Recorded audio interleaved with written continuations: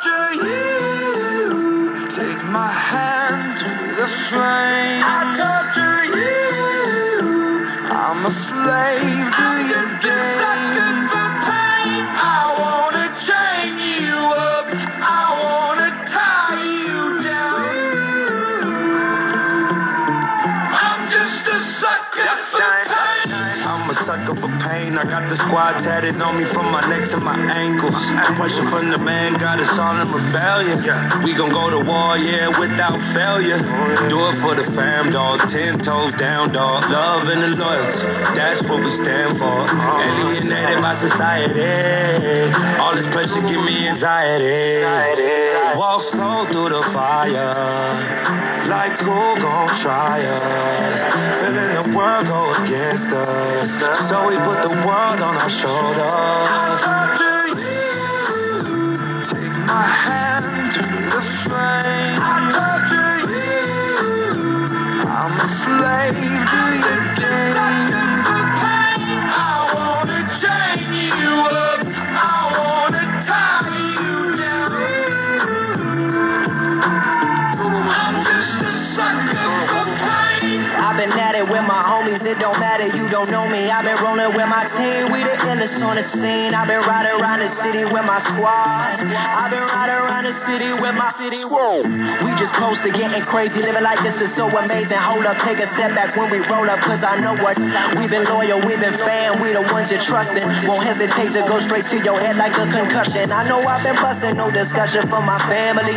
No hesitation through my scope, I see my enemy like, what's up, hold up, we finna reload up. Yes, I reload up, I know what up, I know what up. I torture you. Take my hand through the flame. I torture you. I'm a slave to your games. I wanna chain you up. I wanna tie you down. I'm just a sucker for pain. Devoted to destruction, a full dosage of detrimental dysfunction. I'm dying slow, but the devil trying to rush me. See, I'm a fool for pain. I'm a dummy, might cut my head off right after I slit my throat. Tongue kiss a shark, got jealous bitches up in the boat, eating peanut butter and jellyfishes on toast. And if I get stung, I get stoked. Might choke like I chewed a chunk of charcoal. Naked in the North Pole, that's why my heart cold, full of sorrow. The lost soul, and only Lord knows when I'm coming to the crossroads. So I don't fear shit for tomorrow. And I'm a sucker for pain. It ain't nothing but pain. You just fucking complain. You ain't tough as you claim. Just stay up in your lane. Just don't fuck with Lil Wayne. I'ma jump from my plane or stand in front of a train, cause I'm a sucker for pain. Used to doing bad, now we feel like we just now getting there. Ain't got no other way, so we started and finished it. No pain, no gain. Never stand down, made our own way. Never going slow, we pick up the pace. This is what we wanted from a young age. No emotion, that's what business is. Lord have mercy on the witnesses. Take my hand through the flame. I torture you. I'm just a sucker for pain. More pain, got me begging. For more pain, got me begging.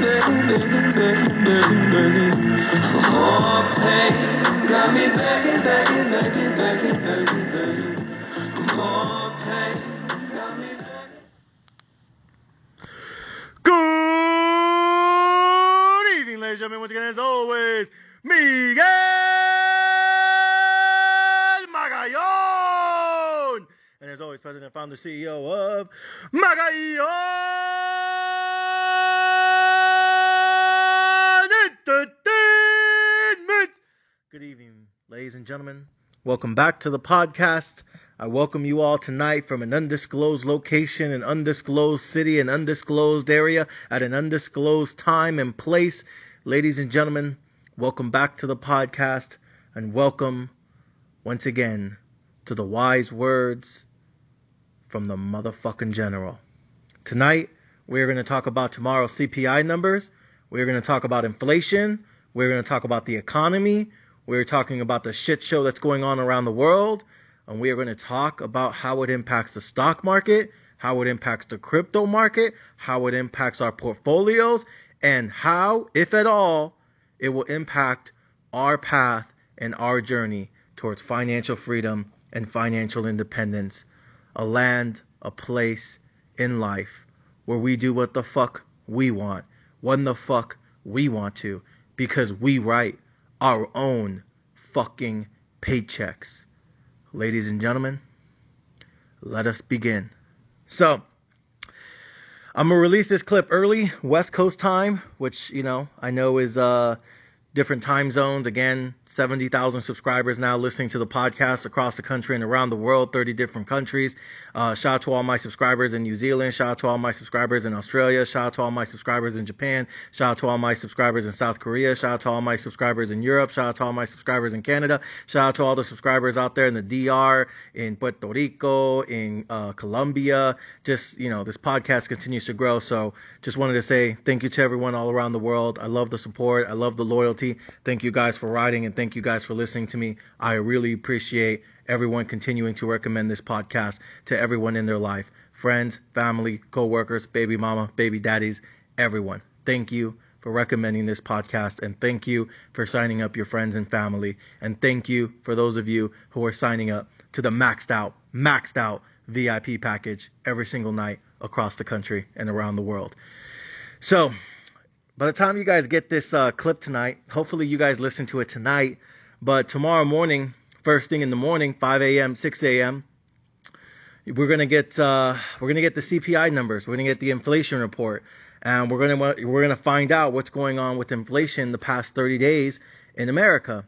And everyone on Wall Street is basically on edge. Everyone on Wall Street is, let's just say they're going to sleep with some anxiety tonight. Because what's going to happen is the CPI numbers, the inflation report that the Federal Reserve looks at when determining how much to increase or possibly one day in the near future decrease interest rates, this is what they look at when they make their decision on, how much to increase, when to increase, and why they're increasing it by that amount. So basically what happens is when that report comes out, when those numbers come out first thing tomorrow morning, the market is going to have an immediate reaction. So what I can tell you guys right now, right the fuck now, the moment those numbers are released, the stock market is doing one thing and one thing only. It's either going to explode or it's going to tank one leg lower. There's no two ways about it. It is either exploding to the upside or it's going to fucking tank one leg lower. And I expect tomorrow a huge push in volatility in terms of the upside or the downside. And I think for the most part, across the board tomorrow, you're going to see the average stock, not every stock, but the average stock tomorrow on the New York Stock Exchange, all 90,000 stocks if you include penny stocks and OTCs.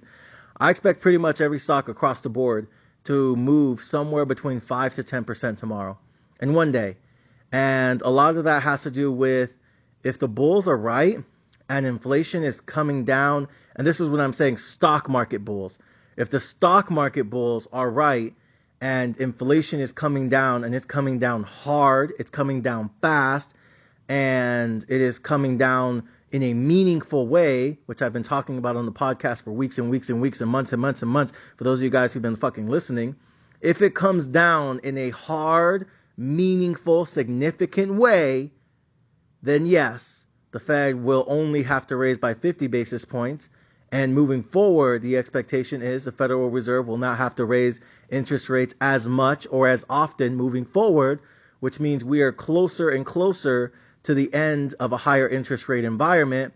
And maybe, just maybe, sometime late this year or early next year, the Federal Reserve will actually start to lower interest rates, because then all of a sudden he's noticing that the economy is slowing down too much. And all of a sudden they don't want to, tank the economy.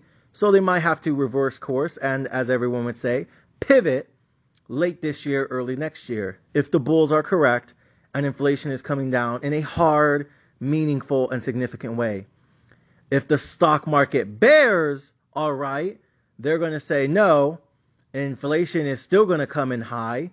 And even if it doesn't come in hot as hell, it's still going to come in relatively still hot. And it's not going to come down meaningfully enough. Again, this is the last 30 days, so we're looking at June inflation numbers. But the stock market bears are going to say, you know, they don't expect the inflation numbers to come down really that much, if at all. And because of that, the Fed will raise, again, 50 basis points, but maybe 75 again, who knows? And that moving forward, they're going to continue with more and more 50 basis point increases. And we're not going to slow down this interest rate hike anytime soon, this year or even next year. And we're in for another 6 to 9 months of more and more and more higher interest rates. And therefore, stocks will continue to go lower, lower, lower.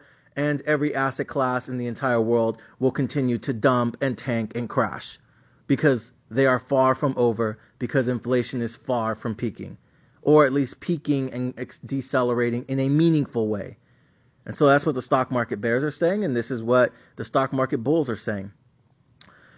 I'm going to give you my opinion real quick, and then I'm going to play you guys something that I found absolutely fascinating today. But first, I want to come out with my quick 2 cents. My quick 2 cents is, I would say for the better part of the last 30 days, I was really in the camp that believes inflation has been coming down in a hard, meaningful, significant way. And one of the leading indicators that people like me are looking at are things like gas prices absolutely falling off a cliff, copper prices completely falling off a cliff, lumber prices completely falling off a cliff, lithium prices all of a sudden slowing down. And the reason gas prices are coming down, the reason lumber prices are coming down, the reason copper prices are coming down, the reason steel prices are coming down, the reason these type of commodities would come down in price in such a significant way is because there's less demand for it. And if there's less demand for it, that means all of a sudden it's not as expensive because less and less people are buying it and less people want it. The problem is, if less and less people are buying these things and less companies are wanting these things, especially in high quantity, well, that means they're building less. That means they're not as active. That means the economy is slowing down. But again, if it's slowing down too fast in a short amount of time, you could basically find yourself going into a recession. It is my opinion, along with many others on Wall Street, it's basically a 50-50 camp at this point on this atrocious battlefield we find ourselves. But it is our opinion, the recession group, so to speak, that the economy is already in a recession, and that's why these leading indicators continue to show us a weaker and weaker and weaker economy. Which leads me into one of the most important things I'm going to say tonight. And I think for a lot of you guys who are new to the stock market or just don't entirely understand the stock market, this is extremely important to understand, and I don't think a lot of you guys understand it. So I'm going to try one last time to explain this, and if you don't fucking get it after this, you never will. This is what you have to understand.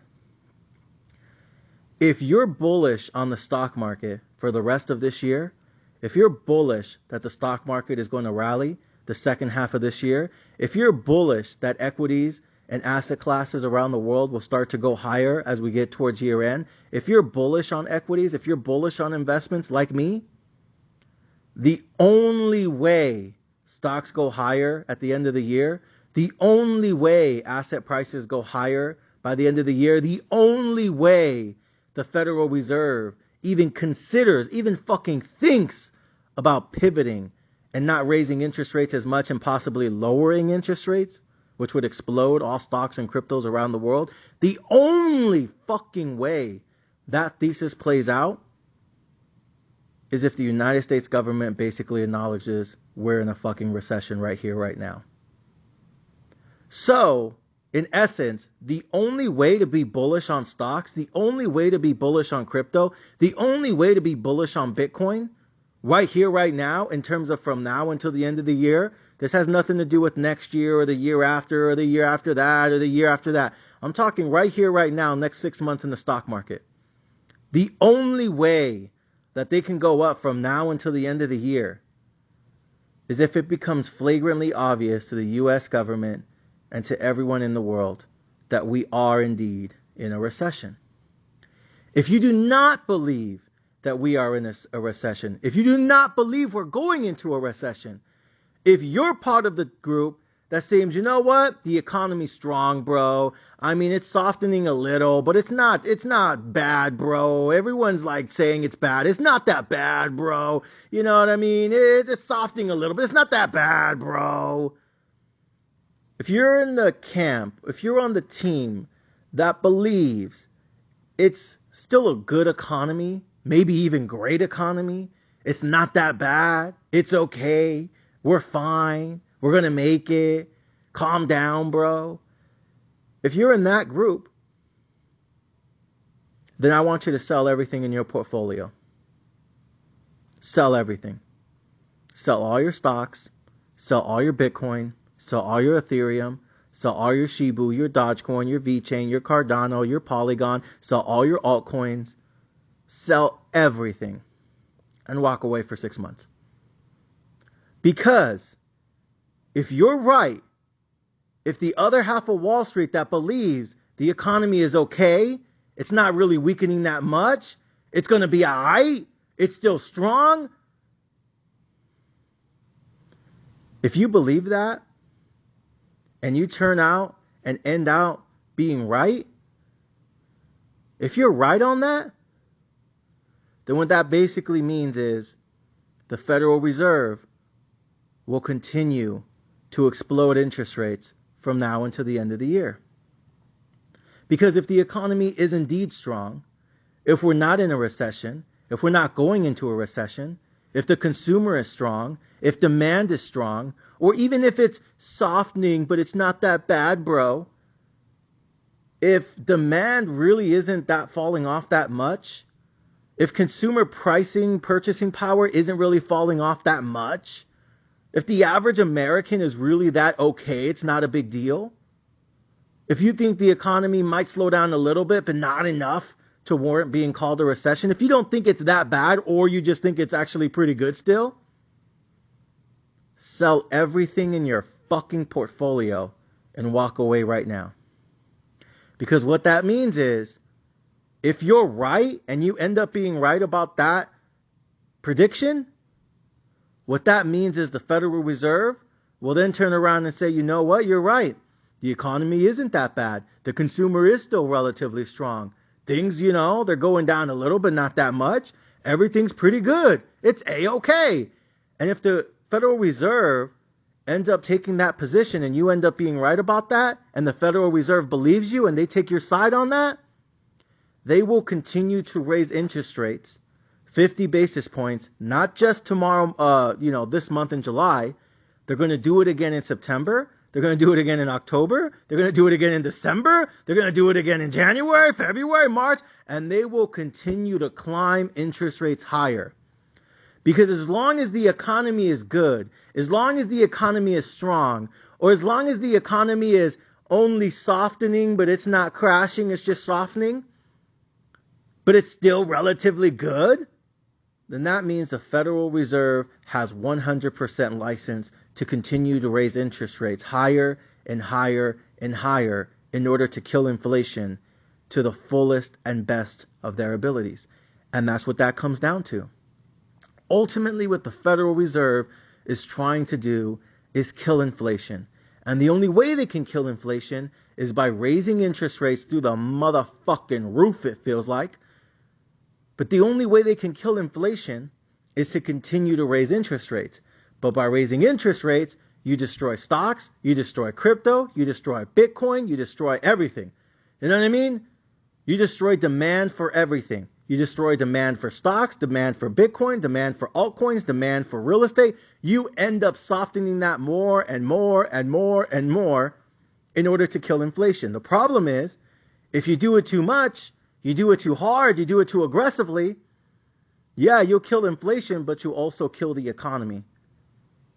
And that is the surgical procedure that the Federal Reserve is trying to do right now. In order to kill inflation, you have to hurt the economy. The problem is you want to be able to kill it and eliminate inflation as much as you can. We're never going to go back to where we were in 2019 in terms of prices, but they're going to try to bring down inflation as much as they can without breaking the economy. But that's a really difficult surgical procedure. The Federal Reserve believes they can do it. Some of the bulls in the economy think they can do it. But the rest of us, we believe they are going to fuck this up. And most of us believe they already have. Again, when I look at the economy, I'm not looking just at the rich. I understand the rich are going to be okay. I understand the rich are going to just be fine. We've always said that from the beginning. When a recession hits, when inflation hits, who feels it the most? Rich people or poor people? Motherfucking poor people. You know, I said we're going to see a lot of nationwide layoffs, August, September, October. Don't worry. If you're a millionaire already, who gives a fuck? But if you're a single mom working on minimum wage trying to raise 3 kids on your own, guess what? You better fucking watch out for that shit. You see my point? Inflation, recessions, depression, all of that shit. Same thing. Who always gets impacted the most? Poor people. Who feels it the least? Rich people. So when I look at the economy, I don't really give a fuck about the rich people because I know they're going to be okay. Higher gas prices? Who gives a fuck? You think people who drive Lamborghinis really give a fuck about gas prices? I know people who drive Lamborghinis. I've texted some of them. And I said, hey bro, what do you think about gas prices? You know what they told me? I don't really give a fuck. People who drive Lamborghinis literally tell me they don't give a fuck about gas prices. And guess what? They shouldn't.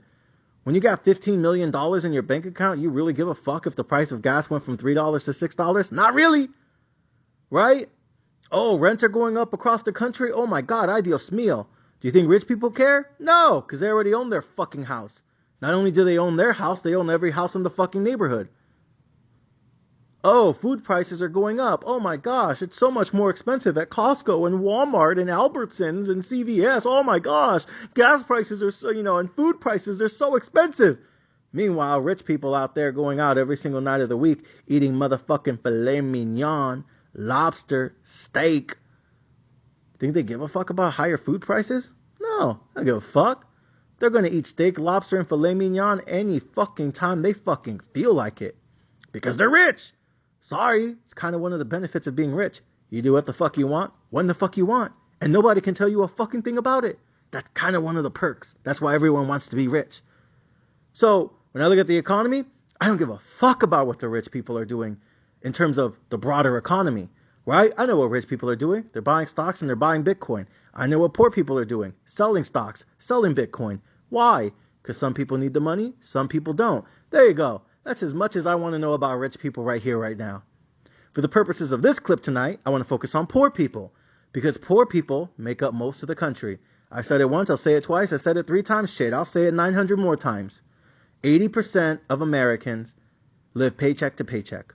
It's a statistical fact. Everyone fucking knows it. It's not like, oh my gosh, no one's ever heard of this.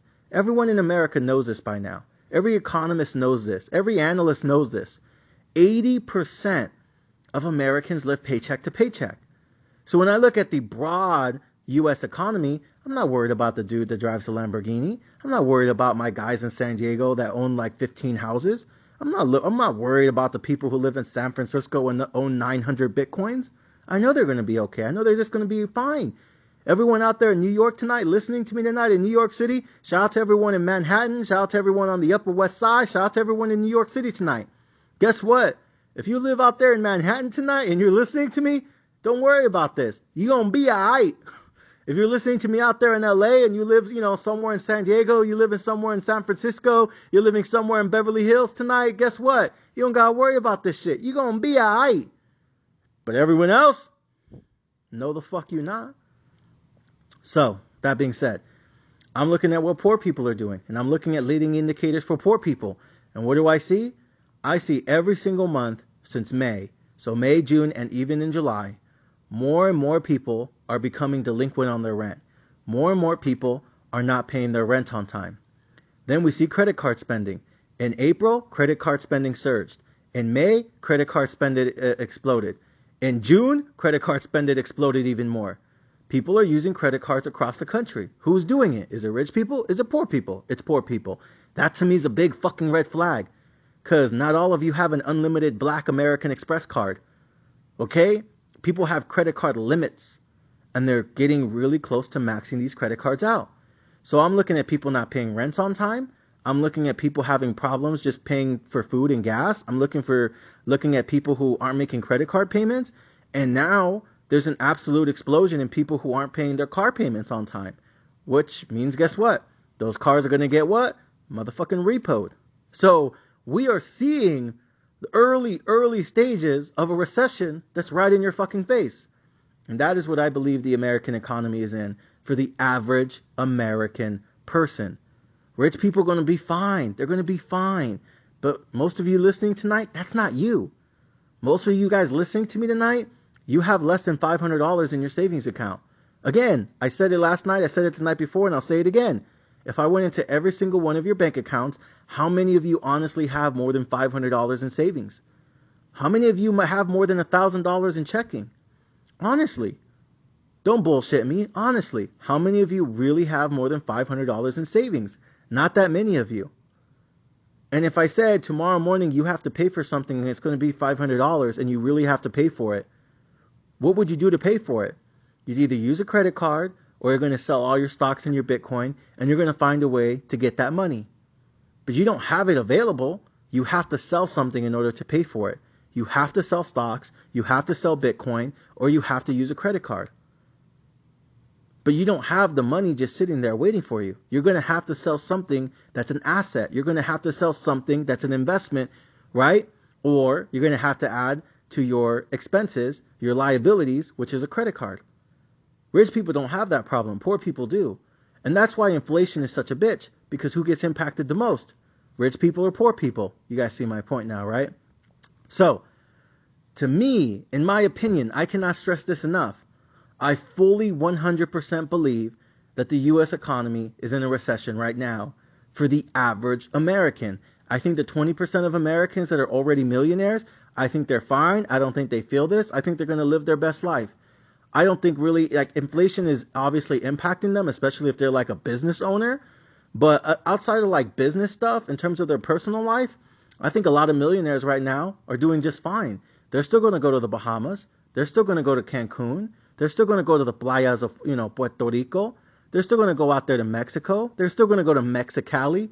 They're still going to go have fun in, San Diego. They're still going to go out to Miami Beach. They're still going to go have fun in New York City. They're going to live their best life. They're going to continue to take their private helicopters and their private jets. You know what I mean? They're going to go to the dealership, Beamer, Benz, or Bentley, pick a color, baby. You know what I mean? Like, they're going to continue to do that because they have that financial flexibility.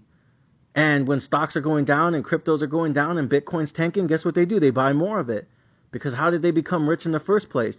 They bought things when they were cheap and they held on to it. And now, 5-10 years later, they're rich as fuck. Well, guess what? Now in this recession, when everything's getting cheap again, what do? The exact same fucking thing that made them millionaires the last time around. They buy a bunch of it and they just sit there and wait. Kind of one of the benefits of being rich during a recession. You can buy things when they're cheap as fuck. And all you got to do is wait a couple years. Bada bing, bada boom. But for everyone else, it's a pain in the ass. Because things keep getting worse, you keep having to selling more. Then things get worse again, and you have to sell some more again. And then all of a sudden you're selling things at a loss. Then all of a sudden you're just frustrated because you bought thing at one price, and now you're having to sell it at a lower price, but you have to do it because you need the money. And I think a lot of you guys who are subscribers of mine are going through that issue right now. Some of you guys have been selling a lot of your stocks, crypto, and Bitcoin, not because you want to, not because you don't think it's a good long-term investment, but because you need the fucking money. And I think that's what's really frustrating a lot of subscribers, and it's frustrating a lot of Americans right now. Again, not the guy who drives the Bugatti, not the guy who drives the Lamborghini, not the guy who drives the Maserati. It's the person that drives a fucking Volkswagen. It's the person who drives their dad's Buick. It's the person that drives the beat-up Hoopty. They're the ones who are feeling the recession. They're the ones who are feeling inflation. They're the ones who are feeling this economic downturn the most because they don't make a lot. And if you don't make a lot of money and you're struggling just to get by every month, paycheck to paycheck, right now it probably feels like hell on earth. Because now all of a sudden you barely made enough to put food on the table and pay your rent on time. And then all of a sudden shit got more expensive. Now gas costs more, food costs more, and your landlord's still a dickhead and keeps raising the rent every time you renew your lease. So now you're dealing with higher rent prices, higher food prices, higher gas prices, but your paycheck stayed the same. And you're like, what the fuck? You're looking at your wife, and your wife is looking at you, and you're looking at your wife, and, you know, she's looking at you, and you're like, baby, I don't make enough money. I ain't got no money, Gina. I ain't got no money. And she over there looking at you like, make it enough. And you over here going like, damn, can't do nothing. I think that's the frustration. That's the shitty part of being poor during an inflationary environment. And then, you know, now it looks like we're going into a recession, right? Again, I think for the average American, it already feels like a recession. Whether it's statistically a recession or isn't, you feel like it's a recession because every single month you guys are using credit cards just to buy groceries and pay for gas. The average American is at a monthly negative, month over month over month. The only reason they're surviving in April, May, and June is because they use credit card, swipe, tap, tap the pay. You know, February, March, they sold all their Bitcoin, they sold all their Ethereum, they sold all their Cardano, they sold all their VeChain, they sold all their Polygon, they sold all their stocks, the Apple, the Tesla, the Microsoft, the Netflix, everything. How do we know? Because the CEO of Coinbase told us. How do we know? Because the CEO of Voyager over here declaring bankruptcy with his bitch ass. But the CEO of Voyager out here told us that. The CEO of fucking Robinhood and his goofball ass, he told us that. The CEO of Coinbase, Robinhood, Voyager, BlockFi, all of them literally came out in earnings calls February, March, April, and they said, yeah, all the poor people left. You know, I don't know what happened. They were here last year when they were getting all the stimulus and boosted unemployment, and for some reason they're not here anymore. They sold all their investments and they left, and now nobody's using our apps anymore. And that's why, you know, Robinhood looks like it's going to go into bankruptcy if Sam Friedman doesn't buy them out. Voyager is already declaring bankruptcy. BlockFi looks like it's about to collapse. Why? Because last year they were like, oh my gosh, we have so many customers. Everyone's using our app. Oh my gosh, we're one of the fastest growing companies in the world. Oh, everyone's using our app. Yeah, because they had a bunch of fucking extra money from stimulus and boosted unemployment and child tax credit for all your fucking oopsie babies. And, you know, they had all this extra money in Feria, you know, and they were investing that money, the smart ones anyways, right? But now, February, March, higher gas prices, higher food prices, higher interest rates. Oh my gosh. Guess what? They sold all their shit. And so that's why Robinhood, Coinbase, Voyager, they came out on earnings call and said, yeah, a fuck ton of people left. It was like it was a packed ass house party just yesterday, and now it's empty. It's like, what the fuck? Then they asked them, what about the rich people? And then they said, oh yeah, the rich people, they're still here. Actually, they're buying a lot. We were kind of very impressed by that. They over here buying a lot. So rich people are still here. They're still buying a lot.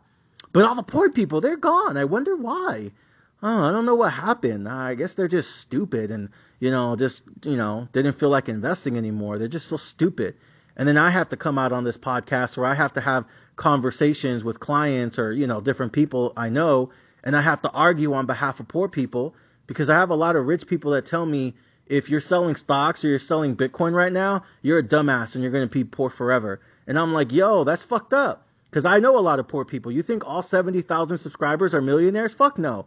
All of you guys listening to me tonight, you're not a millionaire. Most of you guys are broke as fuck. Most of you guys don't even have $10,000 in investments. You know what I mean? Like, I know a lot of millionaires, but let's not pretend all 70,000 subscribers are millionaires. Most of you guys aren't. 99% of you probably have less than 100,000 in your account.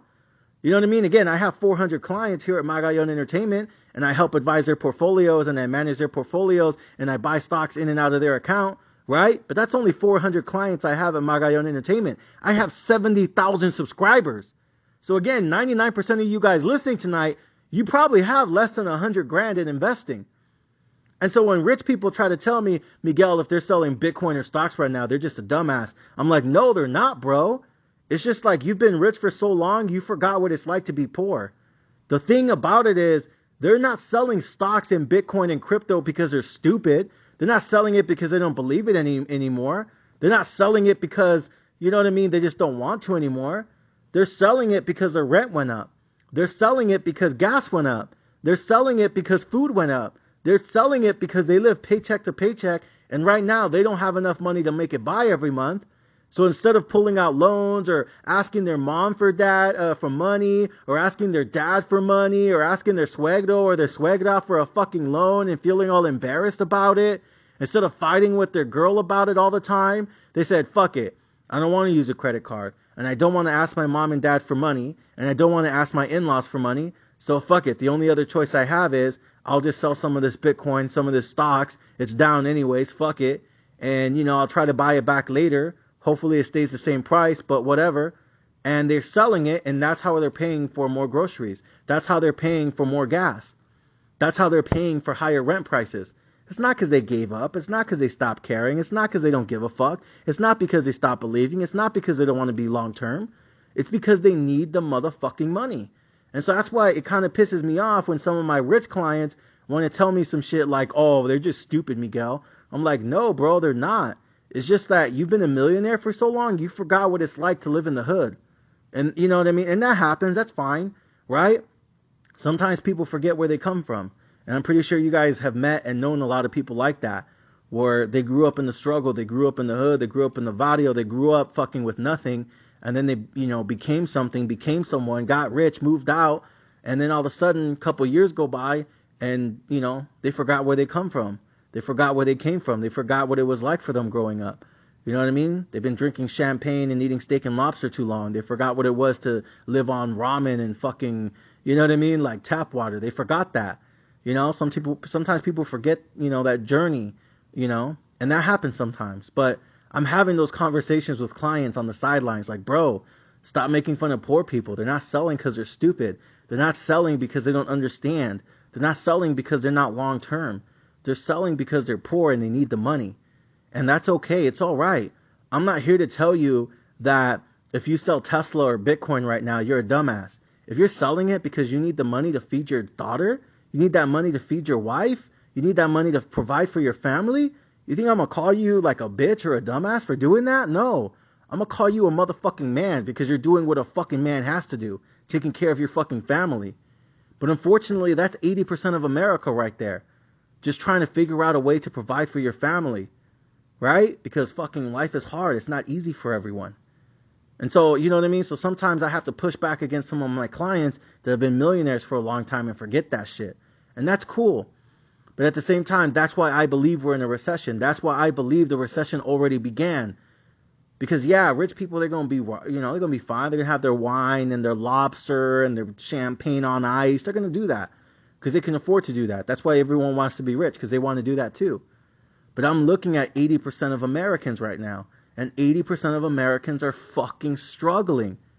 And they've been struggling since the year started. The moment gas prices exploded, the moment that stimmy went away, and then we had China lockdowns that fucked our supply chain again, all of these things just kept making things more expensive, more expensive, more expensive, more expensive, more expensive. And your paychecks didn't go up this year. Your paychecks aren't fucking doubling and tripling anytime soon. So all of a sudden you went from 6 months ago, you made X amount of money a month, and you had all this extra money because you were probably still getting child tax credit money, extra $250, $350 per kid. That really helps out. So yeah, prices at the grocery store have been going up for over 6 months. They've been going up for the last 2 years. But it's easy to not notice that things are expensive at the grocery store when you're literally getting an extra $300 a month per kid. It's easy to say, fuck it, let's go out, babe. Let's go out to Applebee's. Let's go out to Danny's. Let's go out to IHOP. Because, we're feeling good about ourselves now. It's easy to do shit like that. Going to B-dubs on the weekend with your friends. Having overpriced food out the ass. It's easy to do that when you're getting an extra $300 per kid. Right? But now that went away, now all of a sudden you're looking at that grocery store bill at Walmart and Costco, and all of a sudden you're like, you know what? I don't know, this math just don't add up. No, it does. You just didn't notice it when you were getting all that stimmy. But now that stimmy went away, now all of a sudden you're looking at the fucking receipt at Walmart, and you're over there like, I don't know, babe. I don't know. The fuck is this shit? And that's why you're starting to see a lot of people in low-income communities, low-income households. They're doing what again? They're starting to fight more. They're starting to complain more. They're starting to bitch more. Because now all of a sudden, money's becoming an issue again. And what's the number one leading cause of divorce in America? Motherfucking money. I hate to say it, but it's motherfucking money.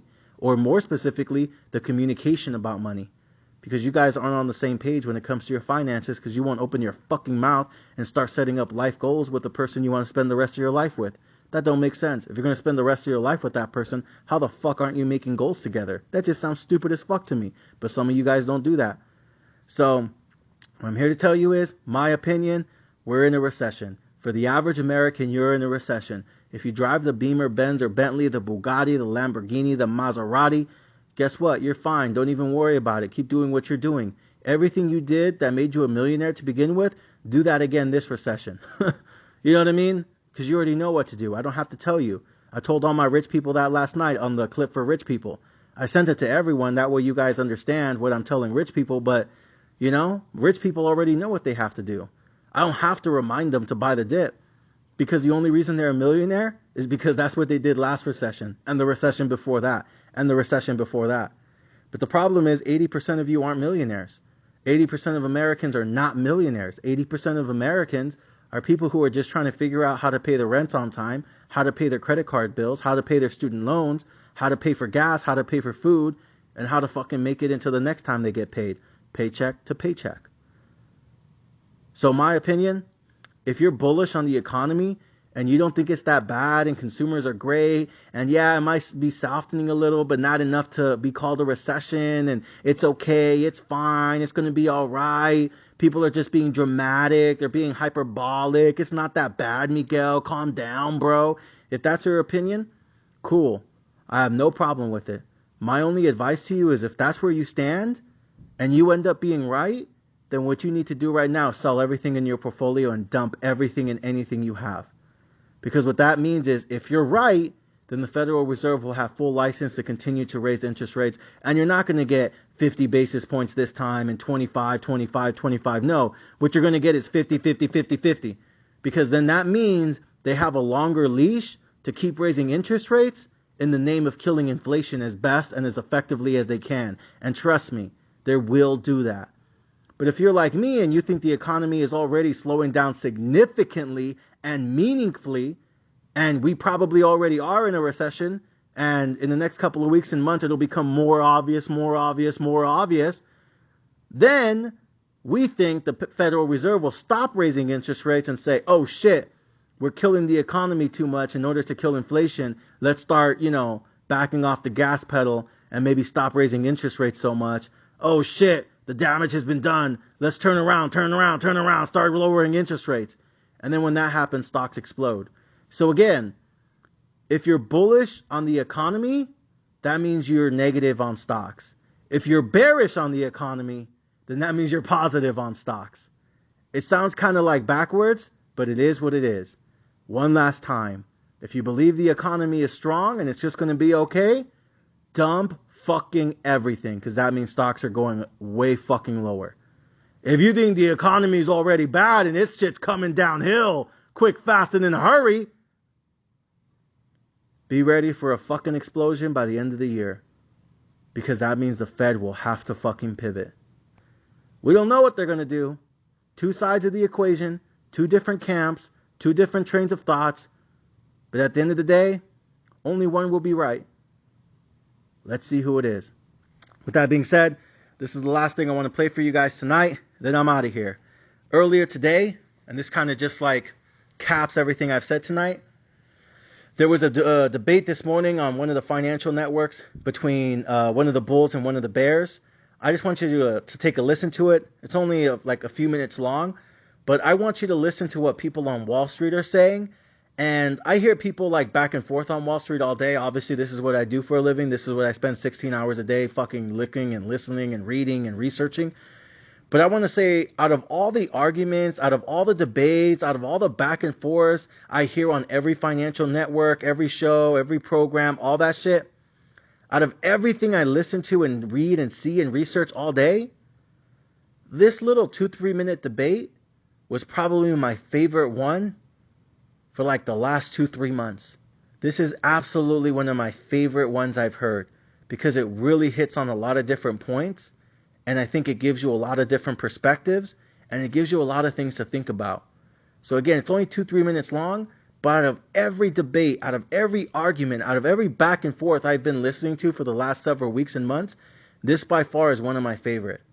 Take a listen, and then listen to what they're saying. Don't listen to what your homies are saying. Listen to what people on Wall Street who manage billions of dollars, listen to what they're saying. Take a listen to this quick back and forth and make up your own opinion. Yeah. So I think I know what Jim Leventhal's going to say. So I want to go to Josh first. So get him out of here. I want you to set the table for him. So, I mean, you heard what the ladies had to say. What's your perspective here on what is a big week for the market? Earnings kicking off, CPI tomorrow, and, a lot of other stuff on our plate, too. Yeah, so we're going to start with the financials, and the financials actually are leading today, which is interesting. I'm long JP Morgan. Stock looks like it wants to make a run at this 200-day moving average and possibly get itself into an uptrend for the first time since November.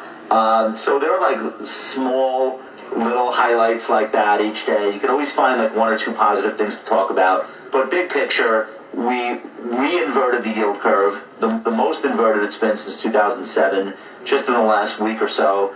And quite frankly, Wall Street consensus estimates for this quarter's earnings are up about 5%, which is pretty weak relative to recent history and decelerating rapidly. A lot of people are still hiding out in the tech giants or the communications giants. They think that those earning streams will somehow magically not be susceptible to a decelerating economy. They'll find out the hard way that that won't be true. We've already heard from Microsoft, don't expect anything good. That's a prelude to, actually things are getting worse. You'll see the same thing out of Meta. Alphabet won't be immune. So it's not going to be fun. There will be a lot of mines in the minefield. There will be some companies that are unaffected or put up good quarters, Pepsi being an example of that. I think that, unfortunately, those will be few and far between. Mm-hmm. I don't paint this picture, though, to tell you, go to cash or everything's terrible. This is what you have to live through. This is the way this cycle works. And I've always looked at, overall markets or overall sectors just in the context of, not every day is your birthday. Not every day. So one of the things that I've repeatedly emphasized on the show, mm-hmm. Stephanie's bullish, Jim's bullish, I'm bearish, blah, blah, blah. But a lot of this is a difference in time frame. I don't think you'll be upset if you buy a stock today and you look at it 3 years from now. I do think you will 2 weeks from now. Well, let me ask you this. That's really what we're debating on the desk. Let me stop that right there. And I want to say I 1,000,000% agree with the two things he just said. I'll start with the latter. When he said it really right now the difference between bulls and bears on Wall Street is timelines and the difference on timelines, he literally just said even all the bears on Wall Street will agree. If you buy a stock today, again, good stock, don't buy no fucking garbage ass GameStop or some bullshit like that. But if you buy a good high quality stock, Tesla, AMD, Nvidia, Amazon, Google, Microsoft, right? If you're buying a good quality company and a good quality stock today, chances are 3 years from now, 99% chance it's going to be way fucking higher 3 years from now than it is today. And you guys know me, I'm always thinking in 5 to 10 year timelines because I'm going to be invested in the stock market the rest of my life. I want to compound my money for the rest of my life.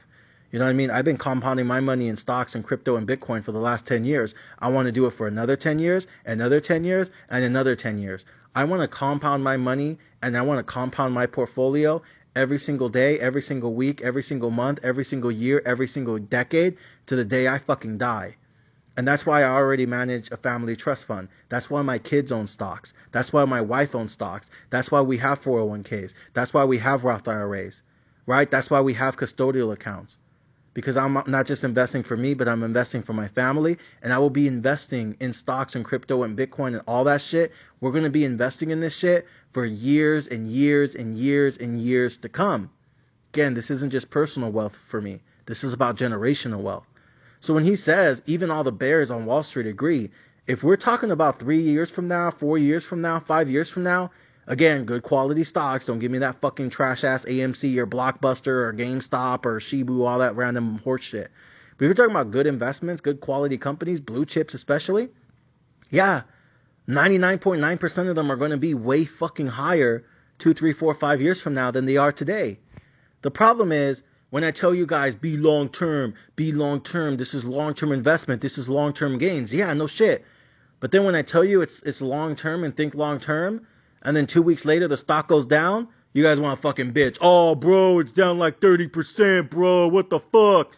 and then I gotta come back on the podcast, and I'm like, I don't know if I'm a general or I'm a fucking babysitter. I don't know what the fuck. It's like some days I gotta be both for some of you, right? One day I gotta put my foot up your ass to buy the dip. The other day I gotta give you a hug and little besitos and tell you it's gonna be okay. Pobrecito, no llores, no. You know what I mean? Pobrecito, I gotta hug you and tap you on the back and tell you it's gonna be okay. And you know, don't be mad at Bob because he hurt your feelings, and you have to stand up for yourself, and you can't let Bob pick on you and bully you and take your lunch money. And it's like, I don't know what the fuck am I doing.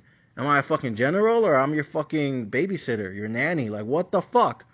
So I always tell subscribers, this is long term, this is long term, this is long term, this is long term. But then it goes down 2 weeks later, and all of a sudden I got to come back and remind you, this is long term, this is long term, this is long term. Now, normally, in normal years, you know, in normal circumstances, I wouldn't necessarily come out on the podcast and talk about short term shit this much. Right? Like normally I never even talk about the stocks going down in a short time period. I'm always telling you what the stock is doing, so it's going to be worth more 3, 4, 5 years from now. The reason this year I'm so focused on short-term price action on stocks, and usually I never am.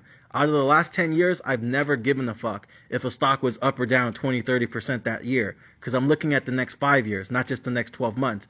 But the reason this year I'm so focused on short-term price action is because a lot of you guys don't have the financial flexibility to be long-term anymore. A lot of you guys have to sell your stocks because you need the money to buy the groceries, to pay the more expensive rent, and to pay for higher gas prices. A lot of you guys can't even be long-term investors if you wanted to, because you need to sell this shit in order to pay the fucking bills and pay your debt. And I think that's why I have to talk about short-term price action more and more, because it's really difficult to sell stocks because you need the money, but it's even more difficult to sell stocks at a loss because you need the money.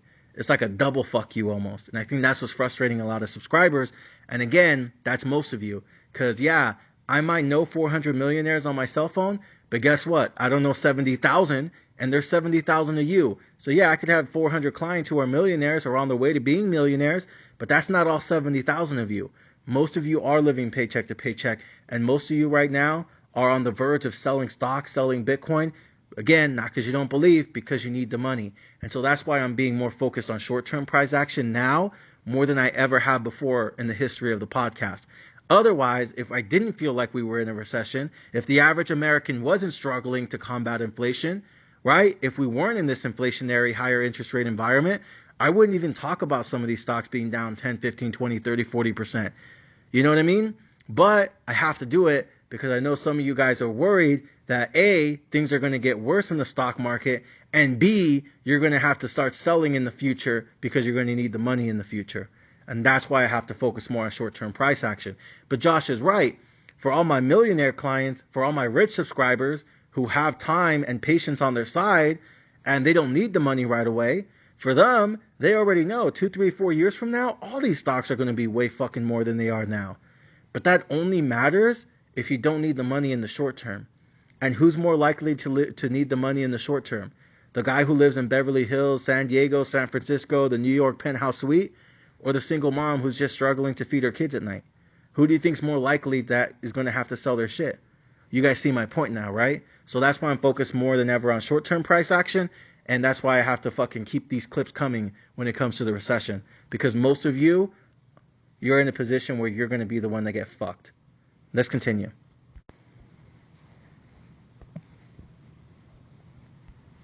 Do you think the risk-reward for stocks has improved? Because I think that's what Amy is suggesting. She's 100% right. And that's also what Marko Kolanovic of JP Morgan is suggesting as well as you move into the second half of the year. She's 100% right. You're buying stocks at a 30% discount to what the forward earnings multiple was just 6 months ago. So, like, statistically, you're already in a better position than you were. So we're not talking about 10-year returns from these levels. What we're saying is, like, are there better buying opportunities looming on the horizon?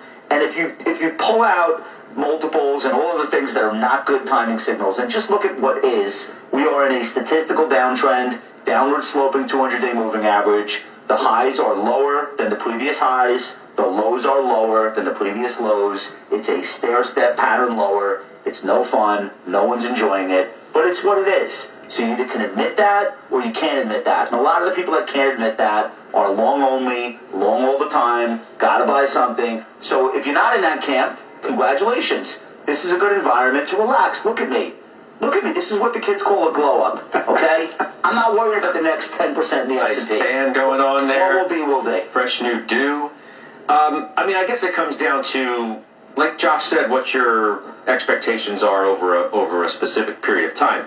Even those who think that the back half of this year can be good, like Fundstrat's Mark Newton suggests, new lows are likely. That's his call, that you're going to hit a new low, but that you're going to have a decent recovery.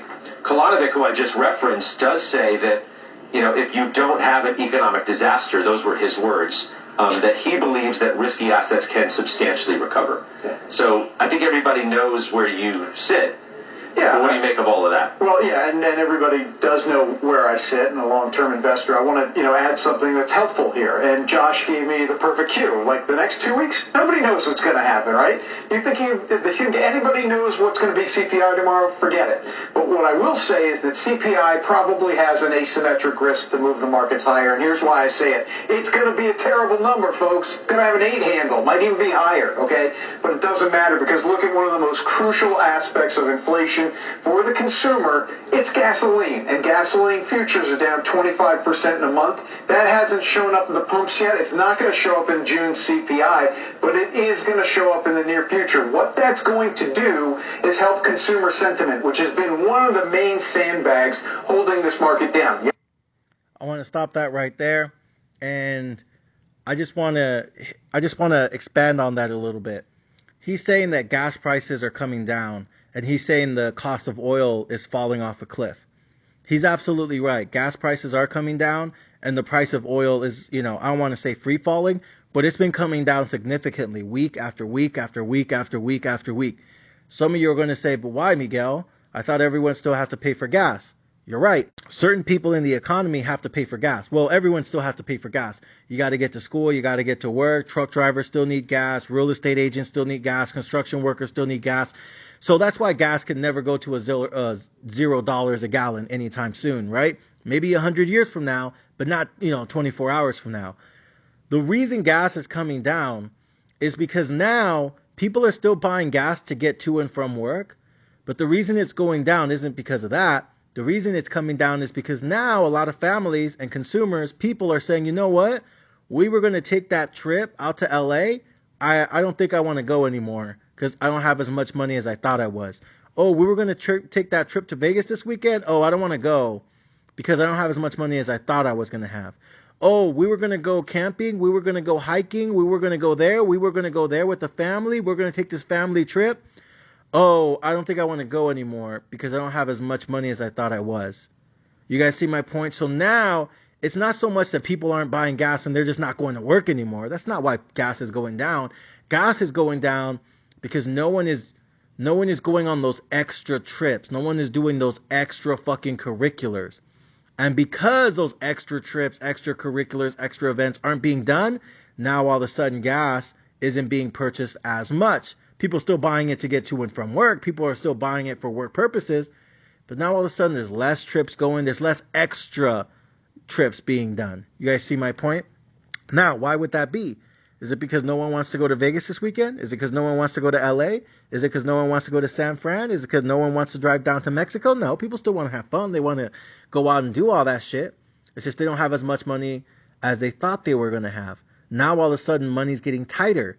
Now all of a sudden their savings is going down. Now all of a sudden they're kind of getting worried because they keep using credit cards, and they don't want to max out their credit cards.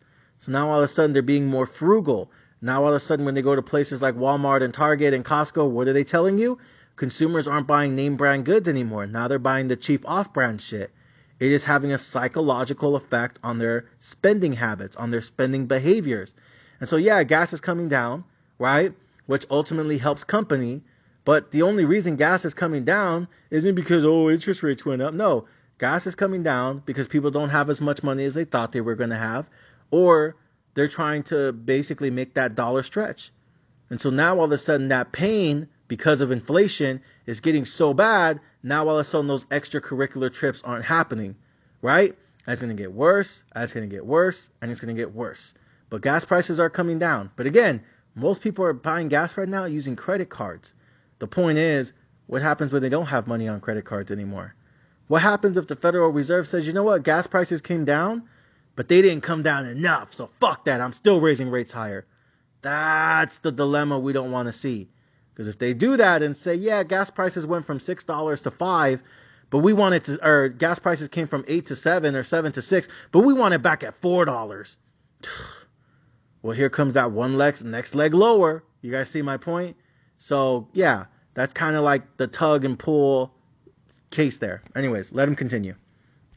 Yes, the Fed's the other one, but let me just stay on consumer sentiment right now. If the consumer starts to feel better, these surveys start to turn up. You know what's also going to turn up? Investor sentiment, which, as Josh ably pointed out, is terrible right now. I don't know what's going to happen in the next 2 weeks, but I'll tell you what I'm looking at, and I'm looking at gasoline futures, and it's telling me there's probably more good news to come than It's bad. telling you there's a recession on the way. Well, wait, let me take this. Good point, okay? But you refuse. You just disagree with that, though. well, it's not. Here's what I disagree with. Let me be very clear. There could be a recession. There could be a recession. Well, when was the last time Hang on. gasoline prices fell 27 days in a row? Okay, Did but that when's lead the, to last, when's expansion? the last time they, rose? The same. Did the same thing. I mean, it just did a ballistic arc, is what I'm saying. And the main point, the reason that I'm not in the recession camp, is the labor market. If people are employed, they are going to go out and consume. What I think is happening in the markets right now, and our friend Bill Ackman, I think, really nailed it on the head. We've got roughly 7% nominal GDP growth right now. In any other year, that would be fabulous. If we had 7% nominal GDP growth 5 years ago, we'd have 5% real GDP growth. But we don't. We have negative real GDP growth because of how high inflation is. Let me invert what you're saying, though. People aren't stupid.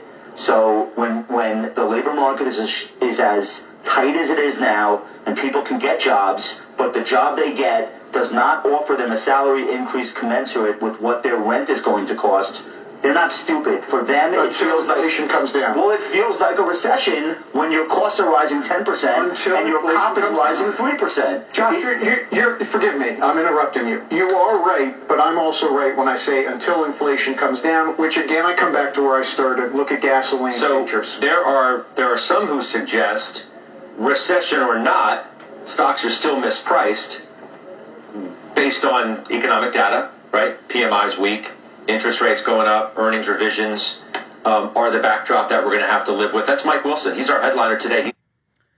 So that was kind of the good back and forth, and I'll finish this clip off just kind of I don't want to say attacking, but I'm gonna take head on what he was saying about the labor markets, because I think he brings up a good point that a lot of the bulls about the economy always say. One of the things people always say, Miguel, the reason it's not going to be like 08, I hate when people bring up 08, 09. This is not 08, 09. I can make an argument this feels like the 70s. I can make an argument this feels like the 20s, right? But, it's not 08, 09. But one of the things that the bulls will say is, in most recessions, the reason we went into a recession is because people lost their jobs. And when people lost their jobs, they also lost their homes. Because it's really hard to afford a mortgage when you and your wife both lose your job. But honestly, even if you both don't lose your job, even if only one person loses their job but the other one keeps it, you still see a lot of people sell their homes. The difference is, if both you and your wife lose your home, chances are, you have to sell because you don't have a job and he doesn't have a job. You see my point? But even if one of you lose your job, you still have to sell, because now, if only one of you is working and the other one can't find a job quick, fast, and in a hurry, then what are you spending your money on? You got to pay for food and you got to pay the mortgage. But what about all the other bills? Are you just not going to pay your cars and let your cars get repossessed? Are you not going to go and pay your credit cards and let them all go into collections? Are you not going to pay the light bill, the gas bill, the water bill? It's, for most households, they need the wife and the husband both to work in order to pay for everything. And if even one person in that household loses their job, and again, the trick is, can they get another job quick, fast, and in a hurry? And if they do, how much of a drop-off is there in annual salary? All these things factor into the equation. But The reason people would sell their homes, whether it's one person or both people losing their jobs in a normal recession, is because most homeowners, right, not all, but the vast majority of homeowners have a lot of positive equity built up in their home. So they might have bought the house, whatever, 10 years ago, 20 years ago, 30 years ago, right? Everyone's different. But they bought their house, whatever, 200,000. Now it's 700,000, 800,000, 900,000. You know, I know people in California who bought their house like 40 years ago when it was like 100 grand and now it's worth like 7 million. You know what I mean? Like, again, everyone's different age, but some people have owned their home for 10 years. Some people have owned their own home for 20 years. And I know, you know, older couples that have been in their house for 30, 35, 40 years. So there's a lot of people where even if one or two people lost their job, if they sold their house on the market, they have so much fucking positive equity built up in the home that they would basically cash out a check for like a couple milli, or at the very least 100 grand, 200 grand, 300 grand, 400 grand, 500 grand, 600 grand, 700 grand. Again, depending on when they bought, where they bought, how much appreciation's been since then, right? But the point is, a lot of people would sell their homes, right, because they need the money, because now only one of them's working, but they would sell their home because they would say, okay, let's take this big ass check from selling the home. We have all this positive equity built up. We'll go somewhere else. We'll rent for like a year or two until you get back on your feet. And until then, we have this big ass, fat ass check in our fucking checking account, and we can just basically weather the storm for a long ass fucking time. Or maybe they downsize. You know, I don't know, something, right? That's what would happen in a normal recession. But the problem is, you know, and this is why the bulls say there is no recession. Because they're saying, how the fuck is there a recession in America, Miguel, if there's twice as many jobs as there are people? Which is true. For every 1 million people who's unemployed, there's 2 million people, or there's 2 million jobs. Right? There's 2 million jobs for every 1 million people. There's twice as many jobs as there are people. That's absolutely right. The problem is, a lot of those jobs aren't paying 150,000. A lot of those companies that were normally hiring engineers and software people that were paying 200, 300, 400,000, a lot of them are slowing down hiring. A lot of them just stopped hiring. And so that means really the only jobs that are left, if Facebook is slowing down hiring and Google is slowing down hiring and Tesla is announcing layoffs and all these companies are doing layoffs or hiring freezes, then that means who's really left to hire? Basically, what? 7-Eleven, liquor store, McDonald's, Burger King, Wendy's, Subway, Starbucks, right? So a lot of the jobs that are available right now are minimum wage jobs or close to minimum wage jobs. And the problem is, going to what Josh was trying to explain to him, is it doesn't fucking matter that there's more jobs than there are people, because the jobs aren't paying enough to offset inflation. We can sit here and say wages are up 6% since last year, but inflation's up 9% since last year. So you can keep telling me there's all these jobs, there's all these jobs, there's all these jobs. It's for fucking poor people. It's minimum wage jobs. Stop acting like anyone and everyone can get a job that pays $500,000 tomorrow. Most of the jobs, not all of them, but most of the jobs that are open right now aren't at Tesla. Tesla's fucking laying people off. Facebook's doing layoffs. Microsoft's doing layoffs. So all the big companies that would normally hire engineers for 200, 300, 400, 500,000, they're the ones doing fucking layoffs. But you know who's not? McDonald's, Burger King, Subway, Jack in the Box, Chick-fil-A. Nothing wrong with working there. I'm just saying, like, if those are the main people hiring right now, then what ends up happening is that you can get a job there, but is that really going to be enough to offset higher rent prices? Because me, Sherwin, and Vegas Paul have said it, and we'll continue to say it. Rent prices will continue to explode across the country. Rent prices will continue to explode across the country because, again, we just have a housing shortage from that perspective. Like, there's just a lot of people that need somewhere to live, so rents will continue to skyrocket across the fucking country. So, yeah, you can get the job at a McDonald's or a Subway or a Foot Locker or a Burger King, but, again, is that going to offset the fact that rents continue to go up over and over and over again, even for shitty-ass fucking apartments? Is it going to offset the fact that groceries are still more expensive than they've ever been?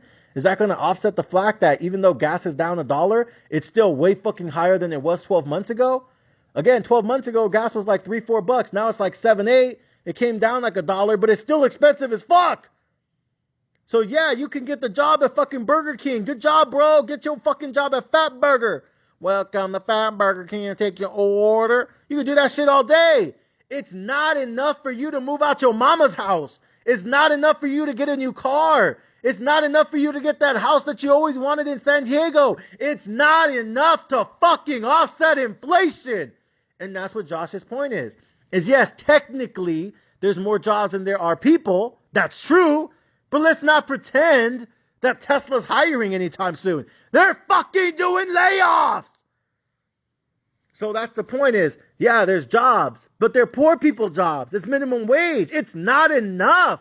And I know, there's always people say, but Miguel, minimum wage isn't supposed to be something you could live off of. It's called minimum for a reason. If they want more money, they should go back to school. There's always that asshole that says that shit. And I'm not saying they're wrong, but it's just, there's always someone that says that. Look, what I'm saying is 80% of you live paycheck to paycheck, and 80% of you, 99% of you on the podcast, probably are working close to minimum wage.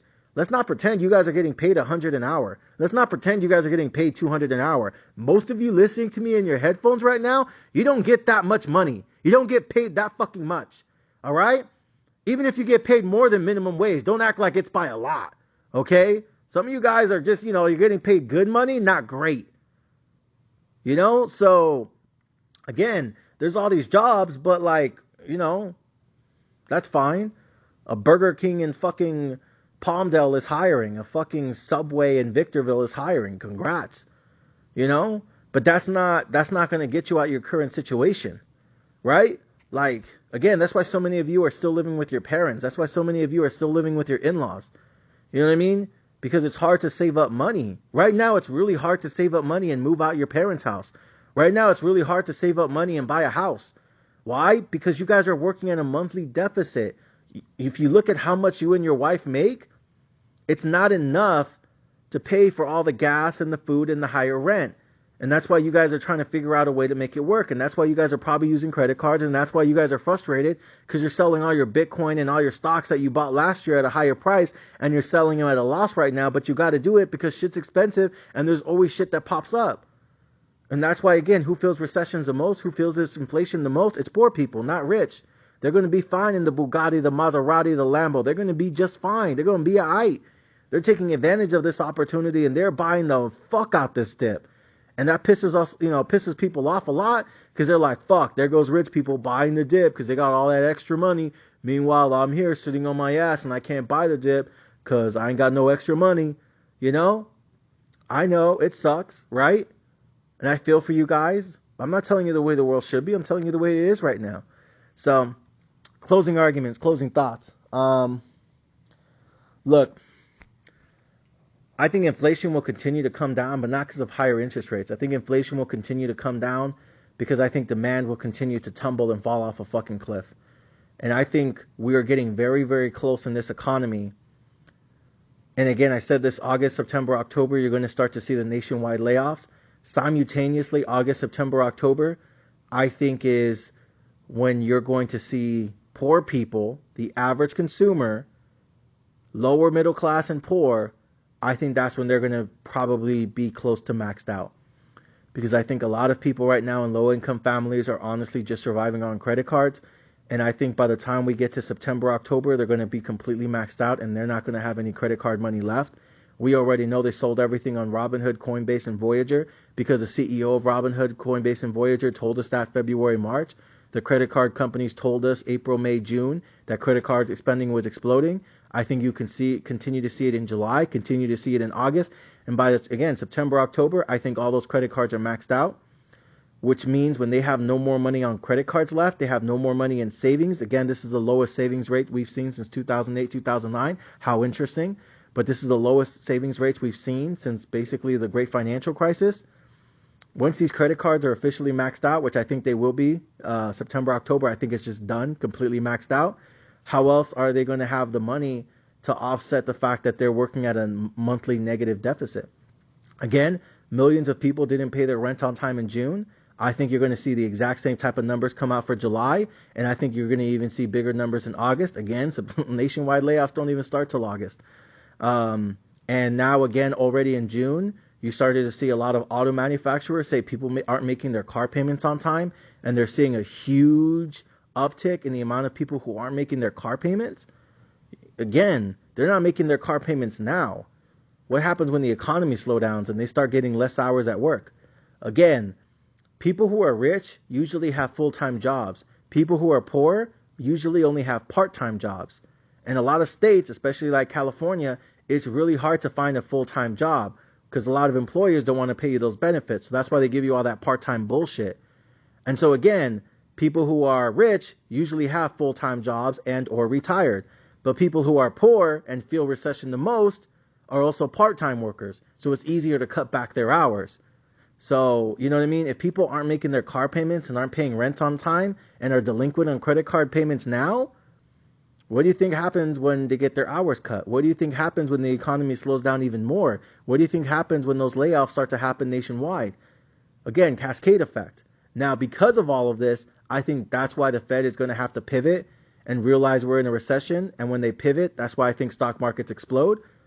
But if you think I'm wrong and you think the economy is strong and you think I'm overdoing it and you think I'm fucking making shit up and you think I'm overblowing it and I'm being hyperbolic and you know what I mean?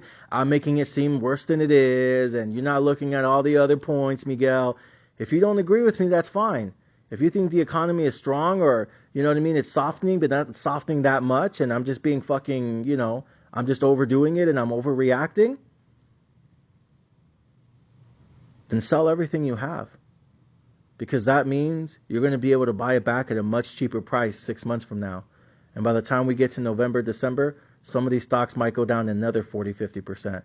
Because I'm telling you right now, if the economic data comes in strong, I'm telling you right now, Fed's going to continue to do several 50 basis point hikes, which means stocks were not only going to take one leg lower, they will continue to tumble lower, which means why the fuck are you owning stocks right now? Just sell everything and buy it back way fucking cheaper 2, 3, 4, 5, 6 months from now. But if you see what I see on the ground and you see motherfuckers are complaining a lot and you see a lot of people are hurting financially and you're starting to see a lot of people in and out your life are, you know, getting tight on funds, if you're starting to see it like I'm seeing it nonstop every week, every month, then I would say we're probably in for a good second half of the year. Because I think the Fed is eventually going to have to realize that as well. And they're going to be like, ooh, I think we fucked up. Time to turn around the motherfucking ship. Ladies and gentlemen, thank you guys for listening to the one, the only, the motherfucking general.